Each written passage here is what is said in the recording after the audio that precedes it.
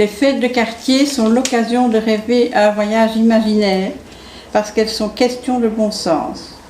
En véritable styliste, le quartier habille des parcs en lotus, les arrêts de bus en rouge et noir et les rues en artistes. Donc Bruxelles sur Poésie a pour objectif la sensibilisation des participants d'Atoll par rapport aux enjeux du quartier.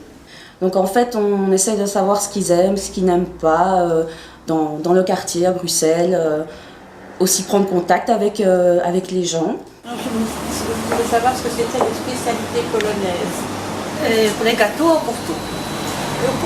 Porto. Pour les gâteaux, c'est fromage blanc et pour les produits polonaises, ravioli, c'est le chocolat. Et pour atteindre cet objectif, on a organisé plusieurs ateliers avec l'artiste Françoise. Donc Bruxelles sur Poésie, c'est un projet qui s'est construit petit à petit, au fil du temps, la réflexion, la recherche picturale sur la représentation de la ville, sur les personnages, sur le texte, avec des photos, en échange, par la rencontre. Ça, c'est tout un travail qui s'est fait plutôt dans l'espace de l'atelier. Alors, le processus créatif a commencé avec une réflexion à partir de la nouvelle d'Edgar Poe, L'homme des foules. En 2 mots, c'est un homme qui se promène dans la foule et qui a un comportement un peu erratique chaque fois que la foule se disperse ou replonge au plus profond de la foule. Et le narrateur observe ce manège et puis à un moment donné, il décide d'aller à la rencontre de l'homme qui évolue dans la foule et il se place devant, il le regarde et l'homme passe à côté.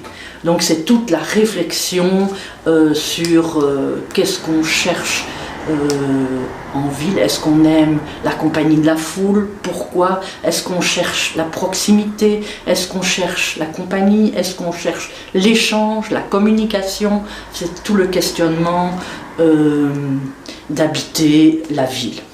Alors la seconde approche était un peu plus plastique, je dirais, avec des techniques très simples comme le fusain, le pastel, tout ce qui est couleur, l'acrylique. On a mis des grands formats, des plus petits formats et on a commencé à jouer sur la représentation de la ville. Ils ont d'abord dessiné leur lieu aimé. À la fin de l'atelier, il y avait toujours des enfants de l'école des devoirs Bazenvol qui venaient à 3-4. Et aussi participaient, peignaient leur lieu aimé, ils se lâchaient complètement. Suite à ça, ils ont commencé à peindre des silhouettes pour faire écho à L'homme de la foule d'Edgar Allan Poe. Ça a donné lieu à des résultats picturaux, puis des textes. Mon balcon. Square de Léopoldville, mon balcon est le seul espace extérieur de l'appartement. Pas grand, 1 mètre, 1,50 m, mais il surplombe le square de Léopoldville. Ce square est particulièrement animé. Chaque jour, de petites dames et des messieurs viennent y promener leurs compagnons à 4 pattes, dont lieu de rencontre pour humains et canins. Il y a les passants habituels que je connais, un professeur qui se rend à l'école ou en revient, des enfants avec leur cartable. Qui sont ces gens? Bonjour, bonsoir, un petit salut, et puis c'est tout. Encore que s'ils avaient des enfants, un toutou, on pourrait s'extasier ou faire semblant. Mais que dire à ces gens qu'on ne connaît ni d'Ève ni d'Adam? C'est pas l'habitude ici. Chacun chez soi, tout le monde connaît ça. Et si on laissait les habitudes, on a le temps tout de même. En été, ce jardin est bondé, car il y a beaucoup de bancs. Les gens discutent jusqu'à très tard le soir. On entend des cris d'enfants qui jouent surtout le samedi soir. C'est pas si difficile de se parler. Ces buildings, c'est du confort. Propre, moderne, chaleureux. Là, je ne suis plus aussi affirmatif.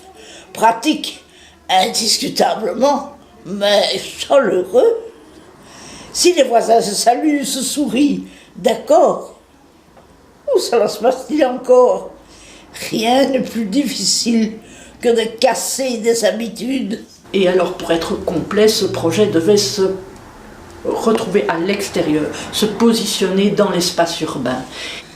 On a également organisé une sortie avec l'ASBL Zazimut, donc là qui investissent le quartier mais par le mouvement. On a créé la rencontre et on s'est retrouvé dans un espace extérieur qui est tout proche du nouveau lieu d'Atoll, la place du Roi Vainqueur, pour justement une expression un peu plus gestuelle. C'est-à-dire qu'avec des danseurs, les personnes plus âgées et certaines personnes du quartier ont envahi la place du Roi Vainqueur et ça a donné lieu un peu à un spectacle un peu curieux, d'une gestuelle assez lente. Donc ça interpellait les gens qui passaient. Et voilà, on a créé un petit contact avec les gens du quartier. On a ensuite organisé une sortie photo. Donc là, on s'est aussi baladé dans le quartier, on se balade beaucoup. Et donc on a fait des photos de tout ce qu'on aimait dans ce quartier, ce qu'on trouvait beau, mais aussi ce qu'on n'aimait pas. Et ce qui nous interpellait. Donc on était un tout petit groupe, mais à ce petit groupe s'est rajouté un jeune homme qui vient via la Ligue de l'enseignement. Donc il est bénévole ici, et il vient en fait ici pour apprendre à Atoll, pour apprendre le français.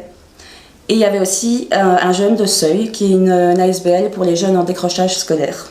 Donc ils ont aussi participé avec les participants, avec les personnes âgées.